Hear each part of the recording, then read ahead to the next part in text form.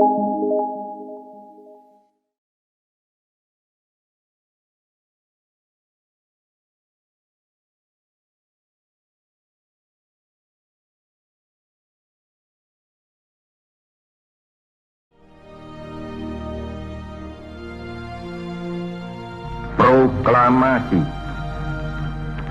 Kami, bangsa Indonesia, dengan ini menyatakan kemerdekaan Indonesia. Hal-hal yang mengenai pemindahan kekuasaan dan lain-lain diselenggarakan dengan cara saksama dan dalam tempo yang sesingkat-singkatnya. Jakarta, 17 Agustus 1945, atas nama bangsa Indonesia, Soekarno, Hatta.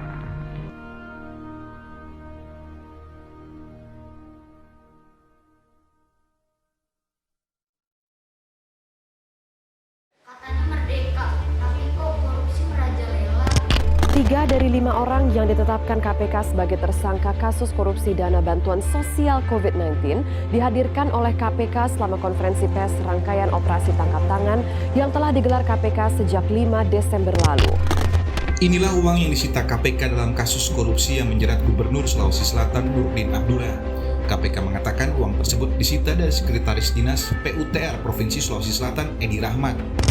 Jelino didakwa melakukan intervensi dalam pengadaan 3 unit key container crane agar perusahaan HDHM asal Tiongkok bisa terpilih sebagai penyedia dan pemeliharanya. Akibat intervensinya ini, negara rugi 1,997 juta dolar Amerika Serikat atau setara 28 miliar rupiah. Kejaksaan Agung mengatakan saat ini Badan Pemeriksa Keuangan atau BPK sedang menghitung total kerugian keuangan negara akibat korupsi di PT Asabri.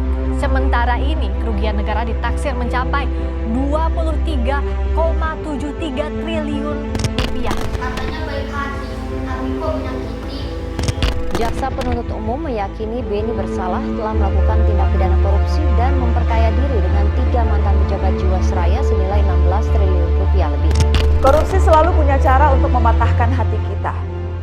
Jujur saya terkejut mendengar KPK menangkap pejabat publik dengan reputasi baik. Yang dianggap berintegritas pun sedihnya akhirnya terhisap pusaran korupsi juga. Memperpanjang deretan bukti betapa ekosistem politik Indonesia mudah menyerongkan pejabat ke perilaku korup.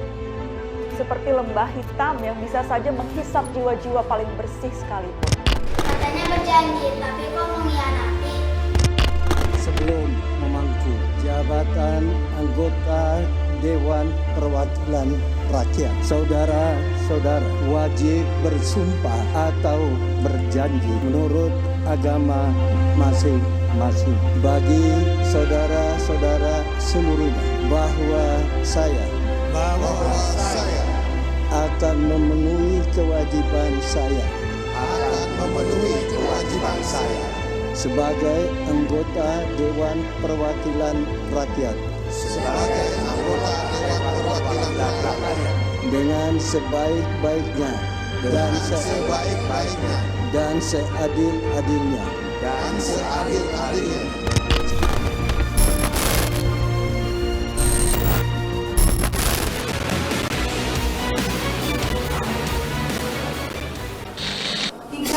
Setia Novanto dan Andi Agustinus alias Andi Narogong sebesar 11% atau sejumlah 574 miliar 200 juta rupiah. Sedangkan sisanya sebesar 49% atau sejumlah 2 triliun 558 miliar rupiah akan dibagi-bagikan. Dasar negeri Konoha, kukira negeri ini sejahtera. Merah katanya berani, ternyata berani korupsi. Data menunjukkan koruptor yang paling banyak ditangani KPK adalah anggota DPR di pusat dan daerah.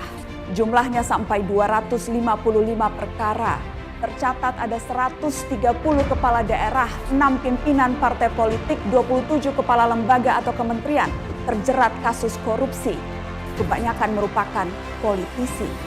Indonesia 76 tahun merdeka, tapi banyak harta dan sengsara. 15 Februari lalu, Badan Pusat Statistik BPS merilis meningkatnya jumlah orang miskin di Indonesia. 6 bulan pandemi berjalan, September 2020, jumlah penduduk miskin Indonesia bertambah 2,76 juta orang menjadi 27,55 juta orang atau kembali menyentuh angka 10%. Bangsa yang makmur, tapi rakyat banyak yang menganggur. Tidak hanya memporak-porandakan anggaran negara, pagebluk COVID-19 turut mengoyak angka pengangguran dan kemiskinan. Inilah situasi genting sebenarnya. Indonesia dan dunia sedang menghadapi masalah yang lebih kompleks dibandingkan dengan saat krisis ekonomi 2008. Semua ini karena korupsi, harus tindakan yang tidak terpuji. Karena ini merugikan kita semua, seluruh rakyat Indonesia. Ini kisah para pejabat yang merendahkan dirinya, yang menghamba harta benda dan menjadikan negara dan rakyat sebagai sapi perah belaka.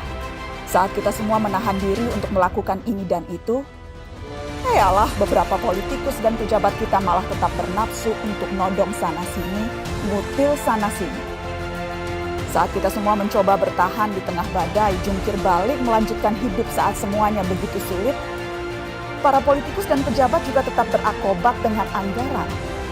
Entah berapa ratus ribu orang yang sudah di PHK, yang usahanya bangkrut, yang penghasilannya merosot. Tapi itu tak mengurangi nafsu para pejabat rakus yang tidak punya harga diri. Dan yang lebih gila lagi, para pejabat Kementerian Sosial berikut dengan menterinya sekaligus malah menodong para vendor dengan uang cashback. Mereka meminta Rp10.000 dari setiap paket bantuan sosial. Paket senilai Rp300.000 untuk meringankan beban hidup rakyat. Tega-teganya dipotong untuk dinikmati sendiri. Dan itu dilakukan oleh mereka yang disumpah untuk membantu rakyat bisa bernapas lebih mudah di tengah himpitan hidup. Inilah arti kebejatan yang sesungguhnya. Sudah saatnya kita pemuda untuk sadarkan menyelamatkan Indonesia dari bahaya korupsi yang sudah menjadi tradisi. Artijo Alkostar, mantan Hakim Agung yang harum namanya. Ia dikenal tegar, tegas, dan tanpa ampun tiap kali memeriksa kasus korupsi. Ia dikenal karena selalu melipat gandakan hukuman para koruptor yang mengajukan kasasi. Tidak mudah menjadi seorang artijo di negara yang korupsinya sudah seperti jejaring laba-laba menyelinap hingga sudut-sudut rumah. Apa masih mungkin berjuang di jalur yang sudah demikian tercemar ini?